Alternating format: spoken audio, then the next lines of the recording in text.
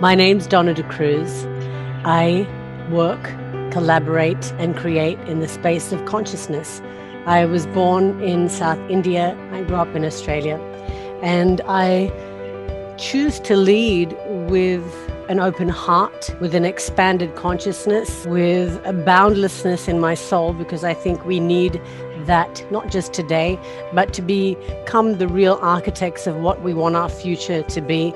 We need to get very quiet, very still, so we can receive. And that's probably the very heart and soul of who I am and what I do, is doing that for myself, but leading others to that place of stillness so they can really access most important inner realms, but also accessing outer realms, so we see the true intersectionality and interconnection of humanity. So when you grow up in India, I guess there's you get to sort of inculcate that essence of spirituality and music and song and dance and food and all the vibrations that according to the senses we need to have. Being born in India and growing up in Australia gives you the sense of, I felt like I had a great sense of balance, a great and wonderful passion for nature, really respecting nature and understanding very intimately at a young age what your place is in nature, that you don't sit separate to nature. You have to roll with it and understand her and respect her. So I think that really that empowered me to understand that it's all connected. When you love something, there's a resonance. It starts loving you back, and you start elevating your experience around it. It's not a chore or a duty to learn and to really immerse yourself. Music has provided me with salve. It's elevated my consciousness without a doubt. It's informed my work. I stepped into it professionally when I started working in the music industry in Australia, working for what was then Polygram Records. I started a record label that was really it was called Australian Music International originally, and then it's called Rasa Music. And we ended up doing amazing stuff, everything from didgeridoo music and world music around that to beautifully received and very successful projects with Deepak Chopra. One of the projects we called was Oceans of Ecstasy. I felt like people really needed to have an ocean that they could just find love in, compassion in, grace in, quiet in. So music has always provided me with that, and I just knew that I was not alone. As a DJ, which I started doing, a number of years now, that part of my life was very much an artistic expression. So I created a whole idea around something that was going to make you feel like, wow, that's special, that's different. I'm going to turn my head to that. And then we turn the heart to that and we open to it. So that's how I kind of had my own pot stirred up, but I chose to kind of take that and then offer it to others, hopefully in a way that they would think, oh, that music's different and weird. Who would put Uma Sumak with Earth, Wind and Fire, or, spiritual music with African vibe? But it all fits together because it's vibe and it's music. We live in a world with a lot of noise, a lot of clutter. I have a practice of meditation. I've learned to meditate since I was 17. It's provided me with so much comfort, salve, vortexes within vortexes.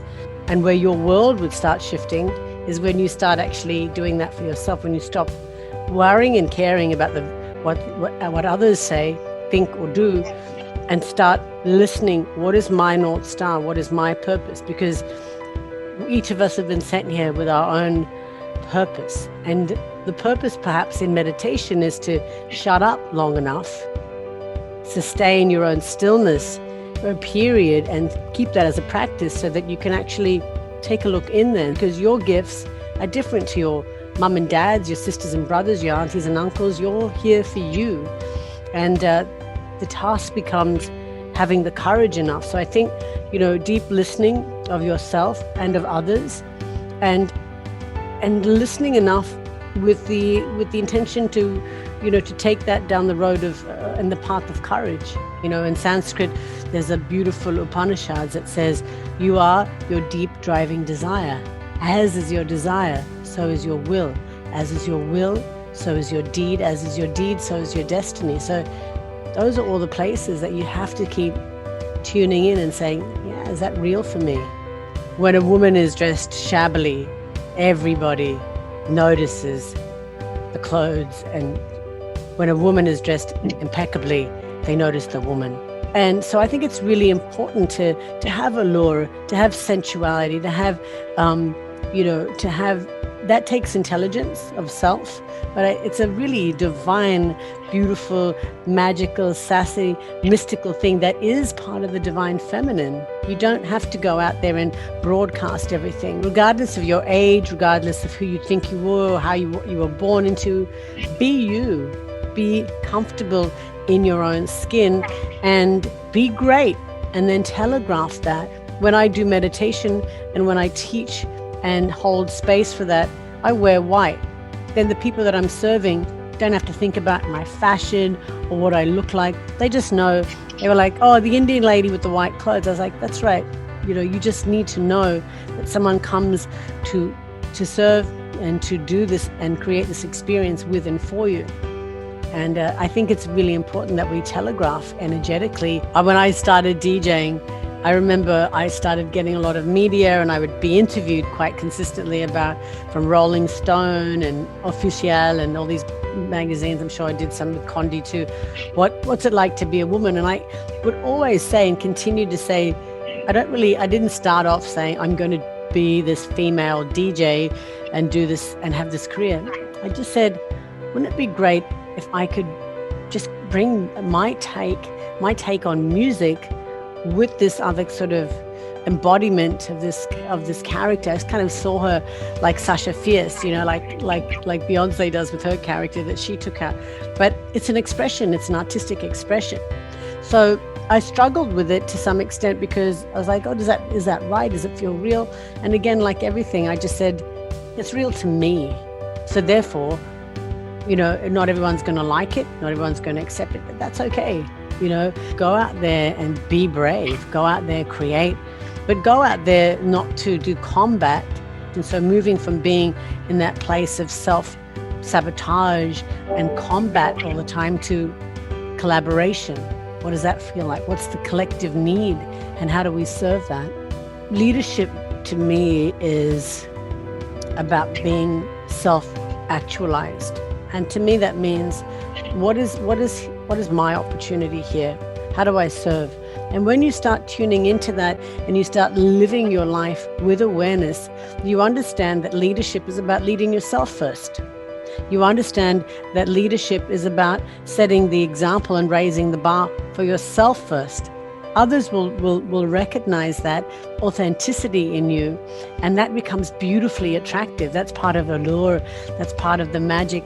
And I think, it is really awakening to this idea of what is the divine feminine. What is it? Intuition. Tuning into that. And there's two parts to it. You have to listen, but you also then have to do, I call it grit, call it whatever you want, but you roll up your sleeves. You don't just get out there and start playing the music. I learned. I spent nights staying up all around the world, just understanding, okay, how would that feel with this? Does that feel good? Practicing, trying. I did the same thing with the space of meditation. Maybe I should be not just talking about mantra and meditation. Maybe it's the music. And of course, it's always been it's the music that soothes any savage beast in all of us. Using your own intuition, using your gifts, but also stepping out and having the courage. You're not going to do it my way. I'm not going to do it your way. The point is to do it the way that makes sense for your truth, right? Because you just want to make sure that you're here to have a great time, a fabulous time, a loving time, a compassionate time. Be you. You're here for your divine purpose and your path. Nobody else's. So you've got to shut up long enough to receive, and then roll up your sleeves and get busy. Find that time every day for either 5 minutes, 10 minutes, just to shut your eyes and get quiet and listen.